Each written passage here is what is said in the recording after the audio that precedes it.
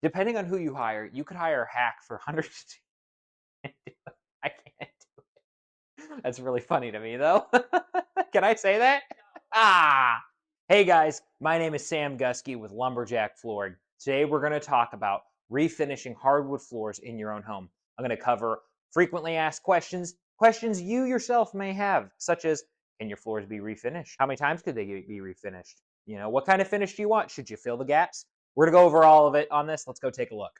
We just started this project on this beautiful home. We're going to be refinishing these red oak floors and restoring them to their natural beauty. We need to make sure we have good dust containment. First thing we do is we assess what kind of vacuum power we need. So in this case, we have these large vacuums for our big machines and our final sanding stuff. Anything that's going to produce a lot of dust very quickly. This thing's got great capacity, makes all the difference in the world. Then we use this guy on our finish sanding equipment, on all of our small sanders, anything like that. This is more fit for that type of work. It doesn't have less power than this big one, but you have a smaller hose setup, connects better to the smaller equipment.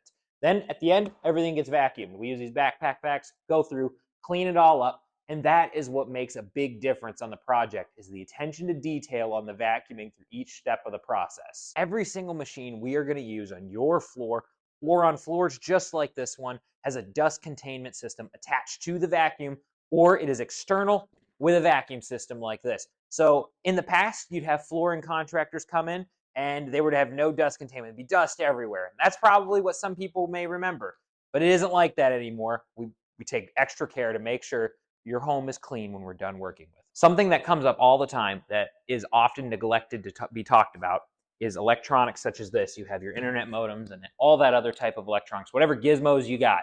These type of things, we would prefer if they're out of your home to begin with, because when we go to sand your floor, these are just going to get taped to the wall because you may need them. You may be working in the house, but it's better if you can plug them in somewhere else.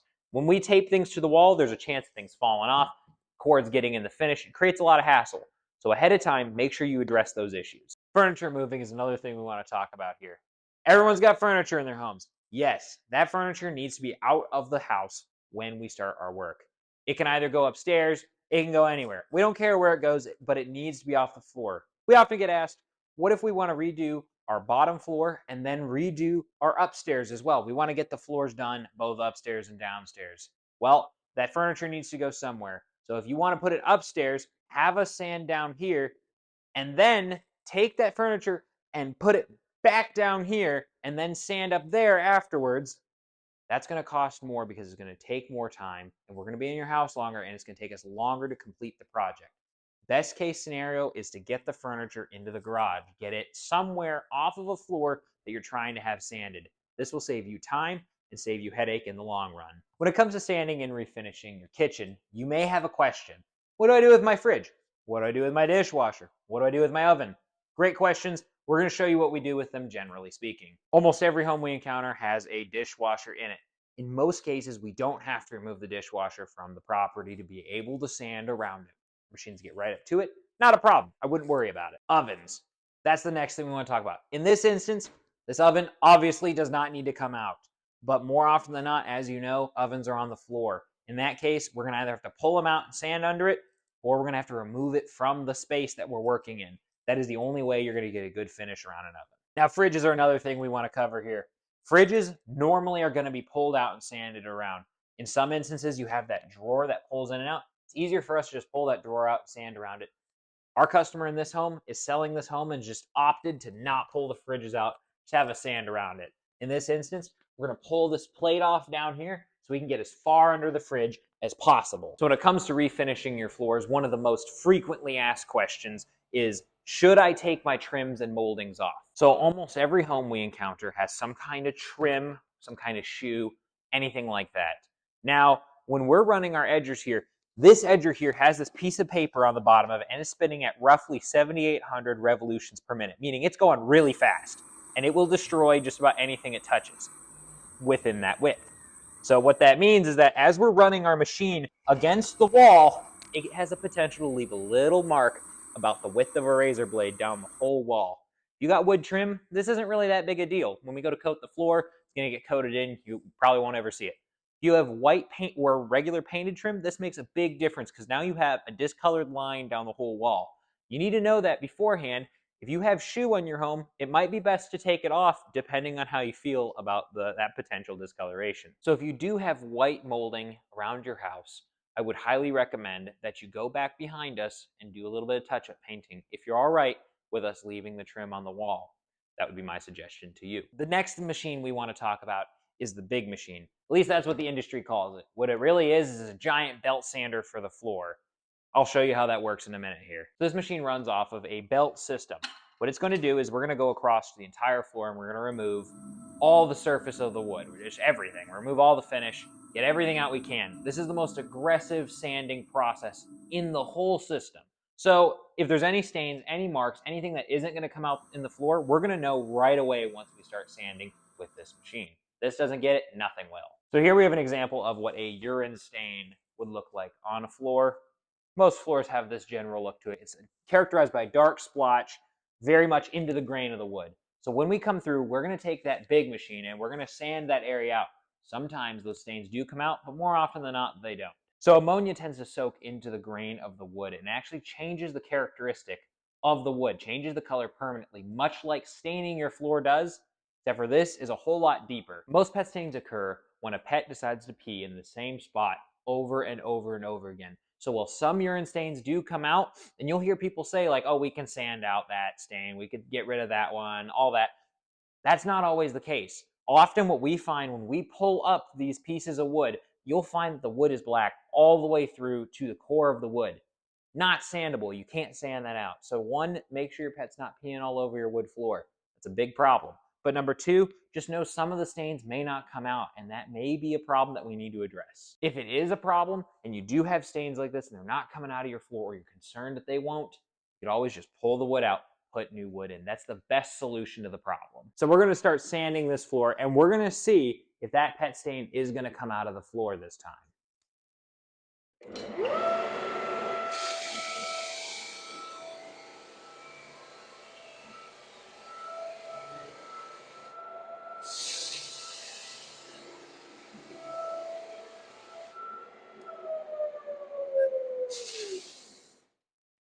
So what you can see here is you can see that the urine doesn't soak in quite at the same rate. What you'll notice here is this board right here in particular seems to really have that stain much deeper than the boards around it. That's just to show how deep that urine soaks into the wood. Even after this machine went over the floor and we went back and forth, there's still stains in some of these boards. Now, you'll notice some of it's gone. I think the stain might come out completely. That's not always the case though. So if it's not coming out, patching's your next best friend. So one of the most common areas of concern on your floor is when you have wear areas like what you see down below here. So let's take a look at this.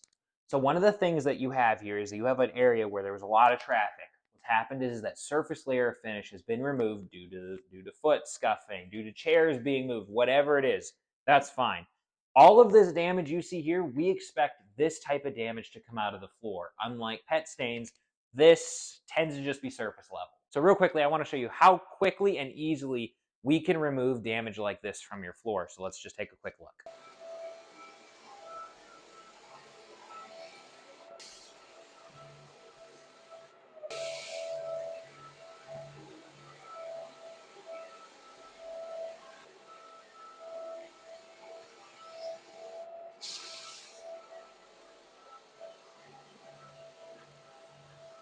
So we came through and we gave it a couple passes real quick with that big machine, and it removed all of that surface layer of damage. That is gone. It is not a problem anymore. You won't see it. We come through with the finish sander, and this is all going to look perfect.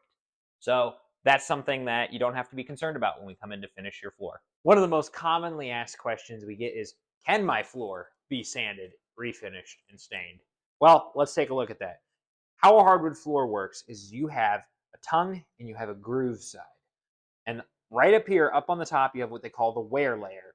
Once that wear layer is completely depleted and is gone, you get to the tongue and the groove. And now at that point, there's nothing holding your floor together if you sand down that far. So it's important you check before you sand that that has enough wear layer left on it. So now on this floor, you can see as we come down here that we have about 3/8 of an inch left on the wear layer. That means, yes, these floors can be resanded multiple times. On 3/4 inch floors, which most of you have in your homes, they can be resanded 6 to 7 times before needing to be replaced. Every time someone comes in and refinishes your floor, there's about a 1/16 of an inch that's removed from the surface. If bad sanding is done, you could have up to 3/8 down. You could sand all the way through that wear layer. So make sure you hire good, competent sanders to come in and do the job for you today. This is not something we encounter often in our day-to-day work. But if you want to bring the life and energy back into your home and you really want to spice it up, you want something that's a focal point in the home, you really want it to be yours, you do something like this. This is the ticket to being special. So next, guys, I want to talk about stairs. Stairs are one of the most difficult things to do on the whole project.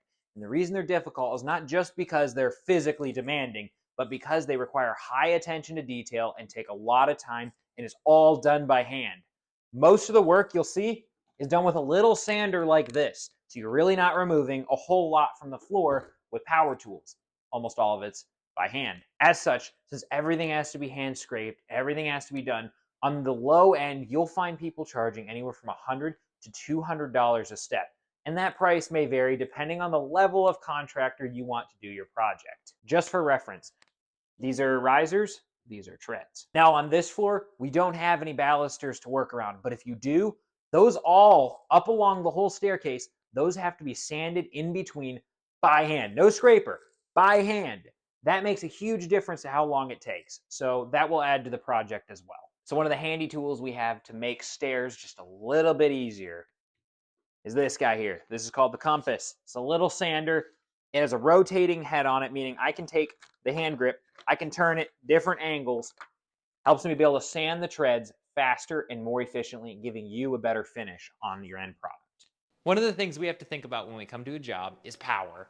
Our machinery we use are very, I would say, industrial grade machinery. So they require very high levels of power to be able to function, to be able to run, to be able to do their job. So we're going to go over and we'll take a look at what we kind of are needing. So when we're finishing a floor, there are a few things that we have to look for with power. Number one, we want to know, does your dryer use an electric power source? This is a 220 outlet.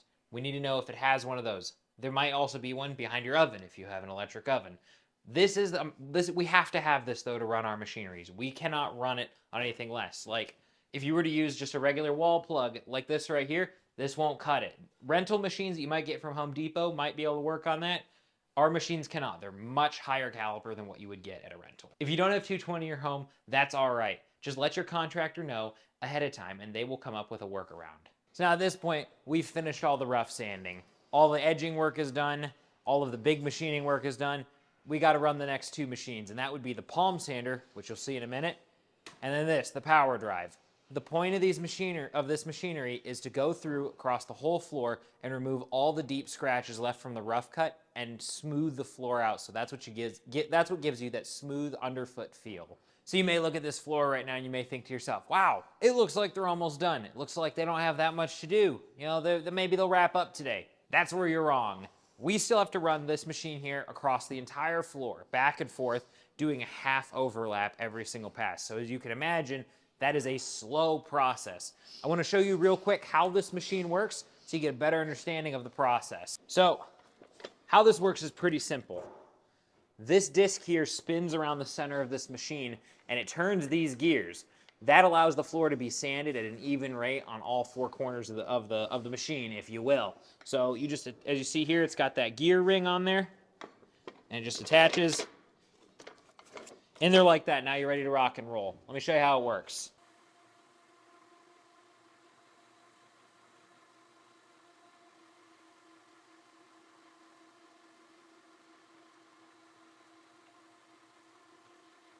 So after we run this machine, we want to look across the whole floor, make sure we got all the little bits of finish, dirt, and debris out.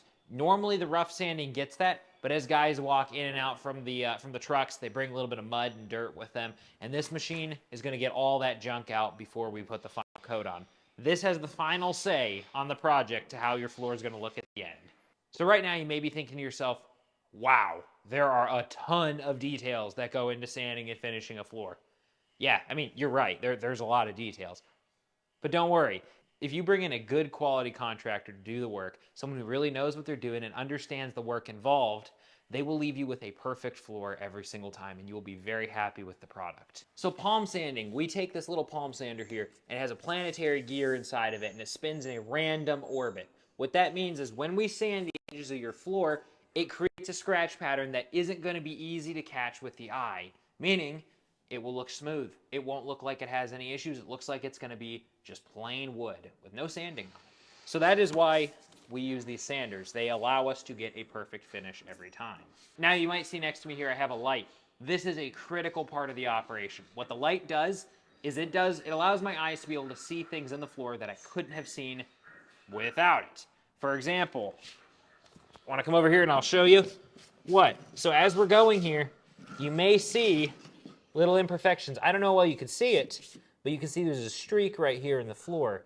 That's left over from the edger coming through and sanding the floor up. When you take the light away, can't see it anymore. So it's critical that you carry a light with you when you're doing the sanding. You'll see all these scratches. You would never have known they're there had it not been for the light. But when you put the finish on the floor, it's going to be extremely obvious. That's the point of the palm sander. All right, so we just finished all of our finish sanding and we vacuumed up. And now we can talk a little bit about filler. Now, if we had used filler on this floor, we would have done it after the rough sanding and before the finish sanding. The reason you would use filler is to fill little gaps in your floor. We don't tend to use it very often here in Michigan because honestly, it tends to pop out due to a lot of seasonal weather changes.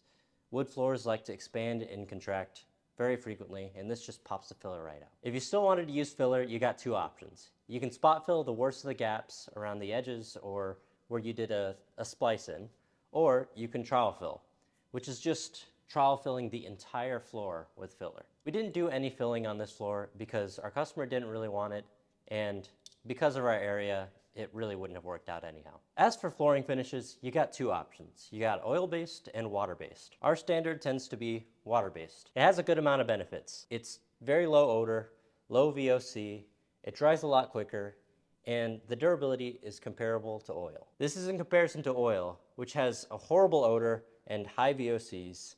It takes a good amount longer to dry, which can leave little particles in your floor, and it also tends to yellow over time. Another great reason that we use water-based is because it's generally healthier for us.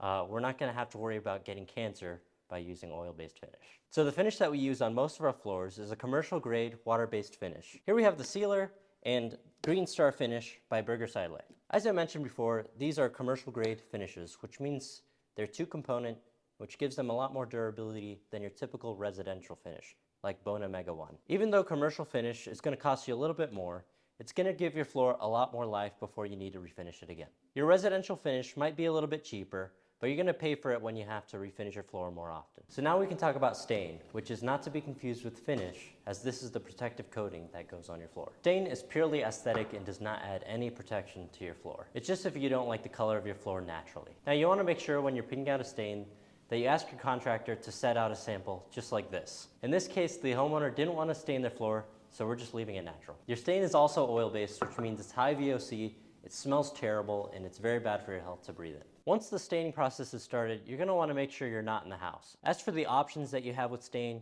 you can go from black to white to any number of browns. You can even get red, blue, or green. Your contractor can also do a custom blend of stain to match your trim if that's what you're looking for. When it comes to stain, the world is your oyster. If you're in the situation where you're selling a house, you might want to go with natural instead of stain, as stain can be a very subjective thing and it can make it harder for you to sell the house. There are also certain species of woods that you're really not going to see stained, such as walnut, American cherry, and Brazilian cherry. It's not that these species can't be stained, it's just if you're going with that wood type, you're usually looking for the characteristics that come with that wood naturally. So now we've gotten to the most exciting part of the job. The floors are done. We're ready to take a look. Let's look and see where that damage we talked about earlier was and see how it looks now. So as you see over here, remember there was a stain right here in this area. I cannot even find the stain. That's how good the sanding was as we came through, and it's gone. You don't have to think about it anymore. Not all stains will come out, but in this case, it did. The other thing we talked about was over here, how the finish was worn through and it looked all grimy, if you will. It had a lot of black streaks in it. It looked like it had water damage. All of it sanded out. It is completely gone. You can see here, it's a good smooth surface and it looks brand new again. Let's go over a couple details that you should know once your floors are completed.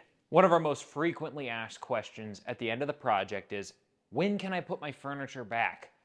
Pretty simply put, you need to wait for the floor to finish curing. What that means is that the finish has to get to a full hardness. At Lumberjack, we use this Burger Sideless Green Star. It takes a full 48 hours to cure before you can put furniture back on the floor. Until then, you must be very gentle, wearing socks, and gently moving around the house. Two other things I want to mention is about your furniture. When you put your furniture back on the floor, make sure you never push it or slide it across the floor. It's a lot of weight on each one of those legs, and it will dig into the surface of the floor. What we recommend is we put sliders under each one of the legs or whatever is making contact with the ground. You still don't want to push or drag it across the floor, but this will help prevent scratches, dents, or dings. If you have chairs as well in your house, you want to make sure you have sliders under those. That's incredibly important. That's your highest wear area in your whole floor, is where your chairs slide. Make sure you protect it with sliders. A good quality contractor will do everything in their power to make sure your home is left clean, neat, and tidy. This means that they'll wipe off basic surfaces, make sure their vacuums are running good, clean the floor up before they leave, that type of thing. Something to note is that at the end there might still be a little bit of dust to clean up. This will be very minimal though if you've hired a good quality contractor with good dust containment measures. So now your floors are done. How long should they last you? What, are you an elderly couple? And you guys take your shoes off every time you come in and out of the house. You don't move furniture too much. You don't really have guests over that much. Well, your floor should last you 20, 30 years and not really need anything. But if you have 3 kids, 4 big dogs, have guests over all the time, entertain, spill things on the floor, 1 to 5 years is not unreasonable. It's all about how you maintain, care, and clean your floors. That is what will ensure your floors last a long time. So how do you clean your floors? There's a couple methods you could use to clean it. I'm going to talk about the ones you don't want to use. Don't steam your floors, don't wet mop your floors, don't run things that have spinning objects on them, such as a vacuum cleaner that has a rotating blade on it. Don't use those on your floors. They act as abrasives, or the water will actually affect the finish in the floor. What you want to use is a mop that has a microfiber pad on it, and it uses a dry-ish type of chemical, something you mist onto the floor, and you wipe it off and it dries immediately. That is the best thing you could use on your floor. As far as getting dirt and debris off of the surface, gently sweeping it is perfectly acceptable before you mop it. There are a couple things you'll see out there on the market that you absolutely should not use on your floor. And it's important you check the ingredients that are in the product before you buy it, because sometimes labels are deceiving. Things you don't want to use, things that say waxes, polishes, if it says rejuvenate on it, don't use it. Wood soap, any of that stuff. Do not use those things on your floor. They will ruin the finish on your floor, and they might even keep you from being able to recoat the floor. That means you might just have to resand the whole thing once that finish wears out. Now, there are a few cleaners that we would recommend you use on your floor. Number 1, a safe bet is Bona's Dry Mop. That's a fantastic cleaner. It comes with a microfiber pad and everything. And then the other one is Burger Sideless Brilliance line. That comes with the cleaner and the mop as well. We recommend those 2 things. Those are good packages to get you started on your way. If you're into more of a traditional way of cleaning your floor, water and vinegar also works fine. That will not damage your floors if you use the right finishes. The most important thing you need to know about your floors, you cannot, under any circumstances, let water sit or puddle on your floor. This will cause cupping, bowing, warping, and even at the low end, just big cracks to form. You don't want to do that. You will ruin your floor. Every year, you need to make sure you call your contractor and have him come out and assess the quality and condition of your floors. This is a check for dirt, contaminant issues, things like that. What they can do for you is they can come out and professionally clean it and help to restore and lengthen the time span between recoats and resands of your floor. What the professional cleaning is going to do is it's going to get dirt, debris, and grime out of the floor that your regular Swiffer mop or your Bona mop won't get out on its own. The reason you want your contractor to come out every year is to assess your floor and make sure you haven't worn through on the finish. If you wear through on all the finish on your floor, you will not be able to have your floor buffed and recoated. This means the next maintenance item on your floor would need to be resanding the whole project. So having them come out is actually going to save you time and money. Now, what the buffing system is we take an abrasive like this pad here and we lightly sand the surface of the floor to remove small imperfections, little dings, things like that. Then they come through and vacuum all that dust up and recoat the surface layer so that that wear layer on your floor, that layer of finish that's protecting it, is brought back to full strength again. This helps save you money because now you don't need to have a sanding as often as you would otherwise. All right, guys, thank you so much for watching this video. If you found this video helpful, please share it with others. And if you have any questions or comments, leave them down below and we'll do our best to get back to you as soon as possible. If you want to learn a little bit more about cleaning and maintaining your floors, check out that video right there.